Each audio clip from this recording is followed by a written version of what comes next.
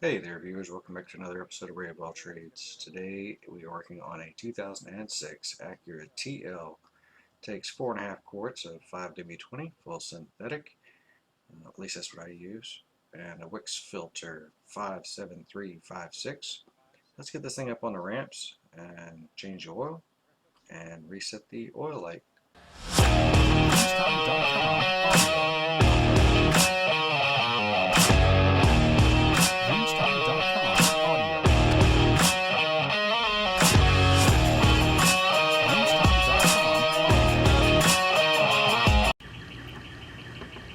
5W20, the 3.2 VTEC engine, about 210,000 miles, something like that. We'll get up underneath it.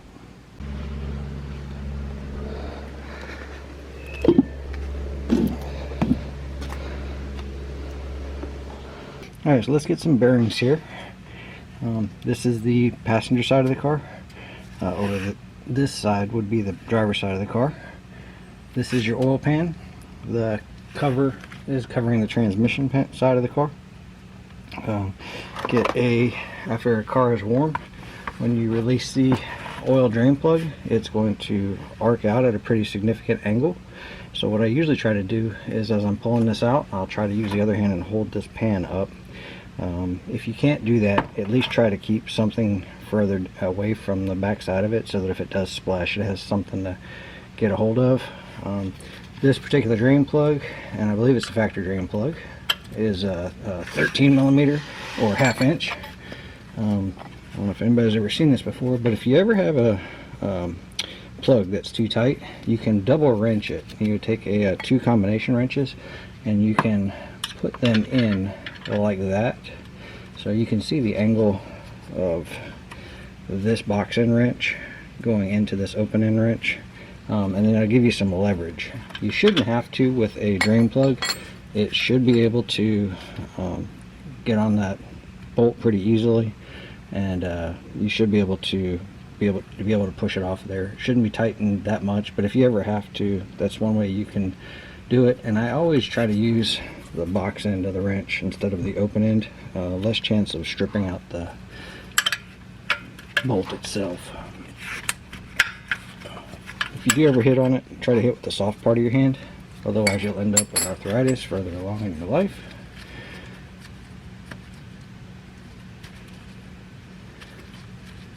And I've already got the car warm, so the oil I'm expecting to come out hot. Be prepared to wipe it off there if it starts burning you because of the heat. Just know that just pulling your hand away from the oil is not going to release the that's exhaust pipe. That burned. You'll have to get the oil off of you to stop the burning, so that's where that rag comes in handy. That's what I'm talking about. That oil runs out pretty quick, and as it continues, so you wouldn't want to leave it right now, because as it continues, that puddle's going to work its way back and start dripping further towards this front side. 6-quart pan. Every time, usually O'Reilly's or AutoZone or Advance sells one of those oil change kits with the free pan in it, I always buy those, and I go through them pretty regularly.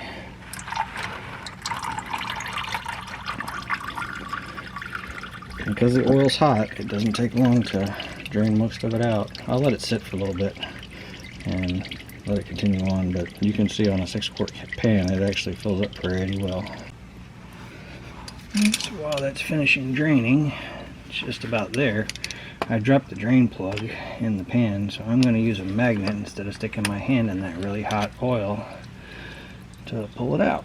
You want to check that drain plug for any kind of debris. A lot of them will have a magnet built into them, or on the very end of them, to try to catch metal debris on the very end. This one didn't have any on there, so I can assume that it probably didn't have a magnet in it, or maybe the engine's clean. But always clean off that gasket. I want to say the book usually says to replace that gasket on the drain plug, I think every oil change. I usually don't. I'm guilty as charged. I'm sure at some point I've had them break, I mean, don't get me wrong, and I've had to change them, but I've never had one that was still in good condition break and cause me problems. And I've been doing this for a little while. I'm sure now that I said it and it's on video, it'll happen. But you're supposed to change those gaskets at each oil change.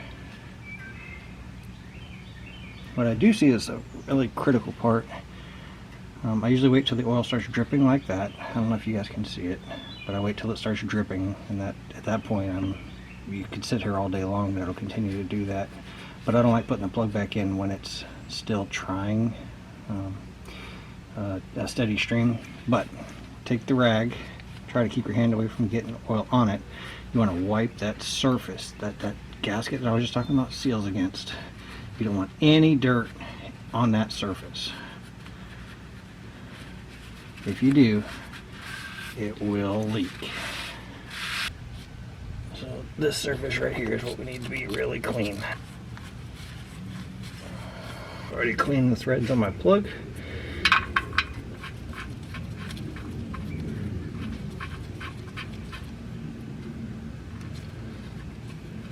Once it's threaded in all the way, that's when I'll grab a wrench. It needs to be able to go in by hand almost all the way. Otherwise you might have a cross thread, and rethreading oil pans is a pain. I just give it a quick couple bumps to tighten it up. Clean it up the best you can so that after you fill it and start checking it, you want to be sure that it's not leaking. And if you hadn't cleaned it, there's a good chance you're going to think that you still have a leak. So let's empty out the oil out of this pan and then we'll get back to the filter. Okay, so here's the oil filter. I don't know if you guys can see it. I tried to get a light up on there. For reference, the drain plug was right here. Oil filter's right here. I've got a pan sitting underneath this entire area. So, because as this oil starts leaking, it's going to hit this and drain and fall down. And anyway, you want to be able to catch all that. The oil filter is pretty small in size. It comes off the normal counterclockwise rotation. And this oil filter wrench is too big. I need to go see if I've got a smaller one or see if I can get this off by hand.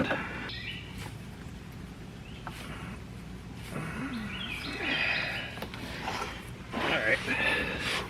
So I was just a little bit too lazy, I guess, to get out and go get a wrench. Anyhow, oil filter's not supposed to be real tight anyway. And as long as you lubricate the O-ring, it's usually going to work. When you start unthreading it, it's going to start leaking, and it will be warm because you were just heating it up.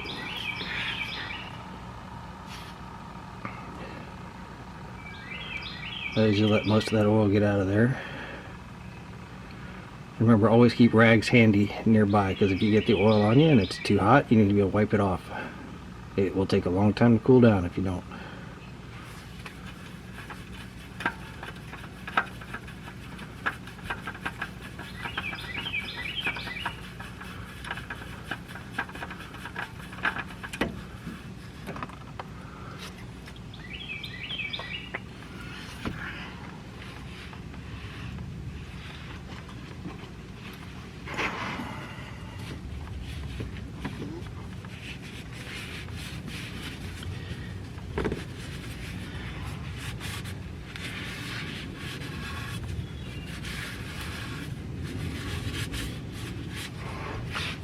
Okay.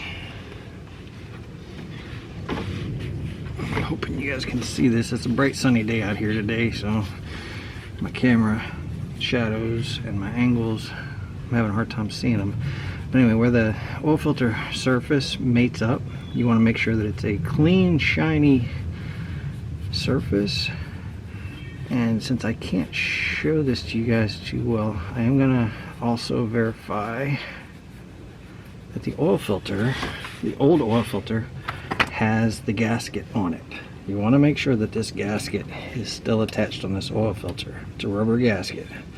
If it stays attached to there, you'll cause what's known as a double gasket, and it will leak drastically a lot of times. So you want to make sure that that gasket's on the old filter, or you want to be able to look up.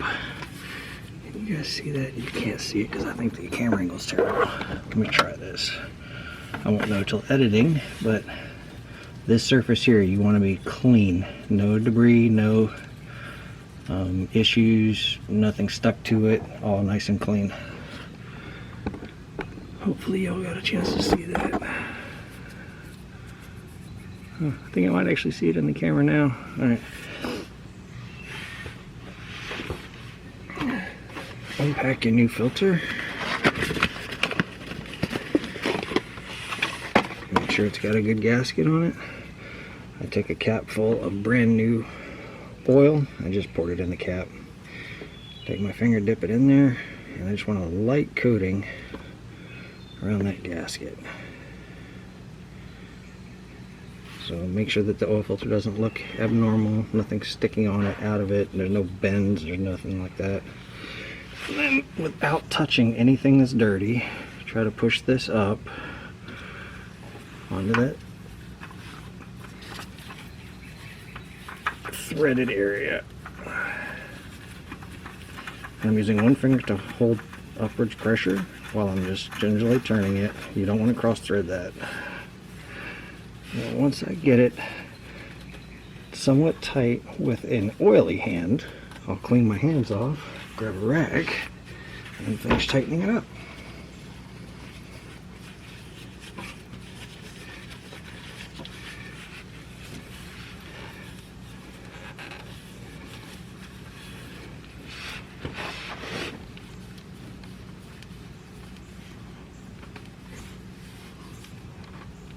I believe the instructions say once it mates up, it's a quarter turn past that.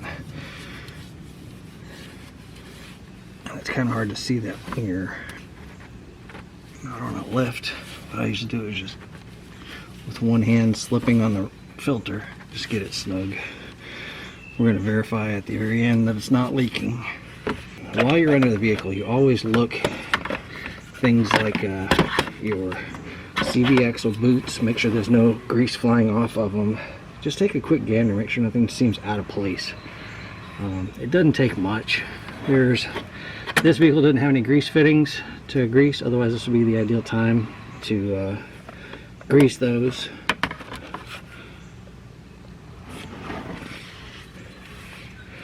Look for anything abnormal, any abnormal colors, anything hanging on, anything you might have run over that's still stuck to the bottom. This saves you a trip to the shop. Just a quick once over. Never hurts to look underneath. So let's get this thing filled up with oil and reset the oil filter. Okay, looking at 5W20.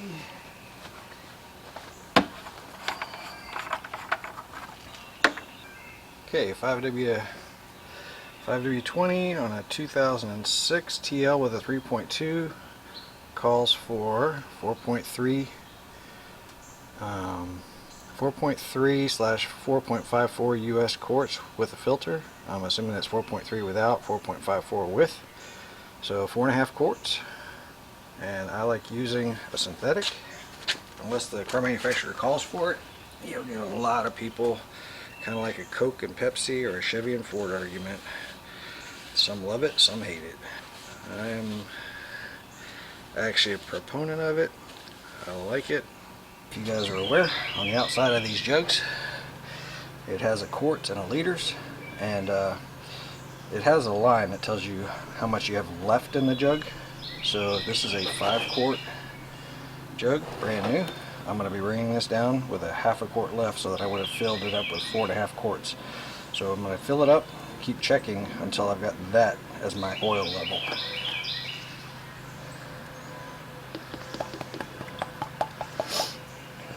To stop it from splashing, you're supposed to pour it this direction, but with my angle, I can't do it that well, so what I do is I just slow it down and either pour it off the side or off the front, just like you guys saw. The idea is to allow air in.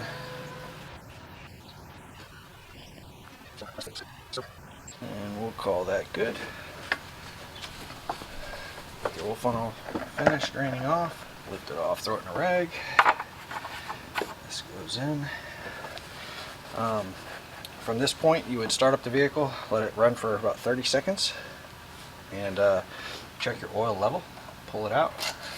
While the vehicle's off, you would pull it out, and you're going to look for wipe off the dipstick.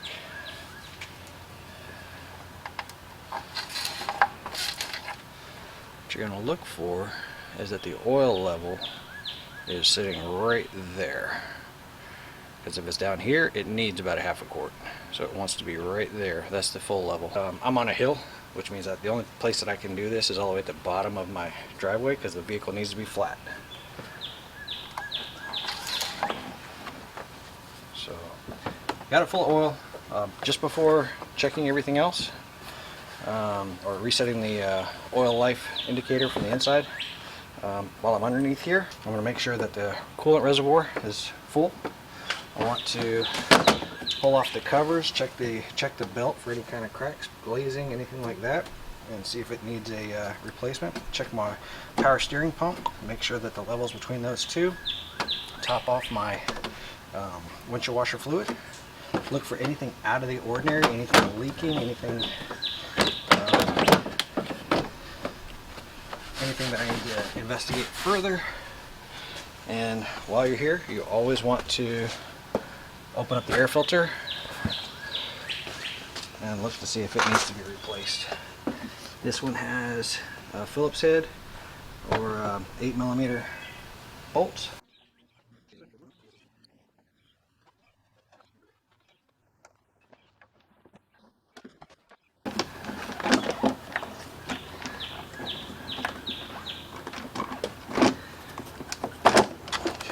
Lift up your airbox cover, pull your filter out. Even if it looks clean on the other side, you want to be checking this side. This one's got a little bit of debris and stuff in there. I'm just going to blow it out real quick from the back side, push the air, because it really isn't bad. It just has some stuff in between the veins. I can see through it really well, sunlight. And then down inside this box, you want to look for anything loose hanging out, like, well, a nut.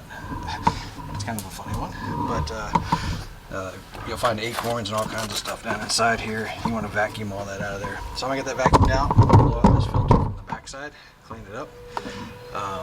While you're in here, it's super easy to change that air filter. I just don't have one on hand, and I need the car to run to go get the air filter. So I'm going to clean it out and put it back in. But now would be a great time to change out that air filter. Super cheap and easy to do if you plan ahead. Let me clean these two out. I'll be right back, guys. Alright guys, I blew this out from the back side. It's still got a lot of trash and debris and stuff inside there. This filter needs to be changed. Like I said, I can't change it just yet, so we're going to pretend it's changed right now. I've already vacuumed this out. I'm going to put this back in and go up to the store, do this exact same sequence off camera, put a new filter in. And, but anyway, that's how you want to change your air filter. Check and change your air filter. And I want to make sure that the battery terminals aren't corroded like what just caught me recently. Nothing abnormal is occurring. And well, what the heck, I mean, you never know what could potentially be going on, right? Just take a quick visual and it'll give you an indication that something is abnormal. So I think we're down underneath the hood. I'm going to put that cover back.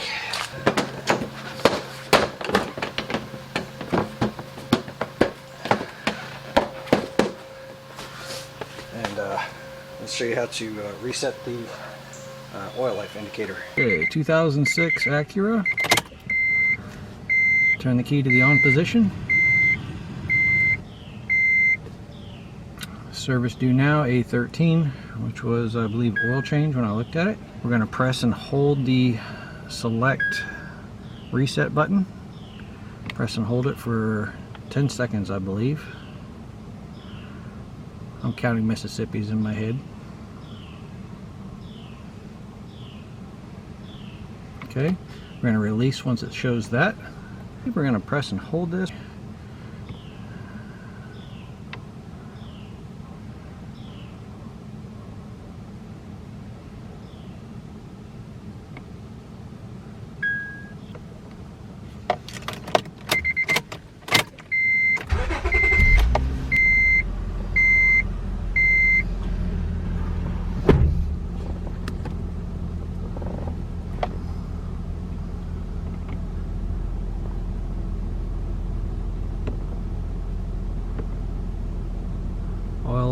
100%. And there we go, we start over again. That's it for the Acura 2006. Hope you guys learned something on this, or hopefully you picked up a tip or a trick or something along those lines. If you did, I would really appreciate a thumbs up or a subscribe. Is really helpful. Helps the channel tremendously, doesn't cost you guys a thing. And thanks for hanging out with me for the day.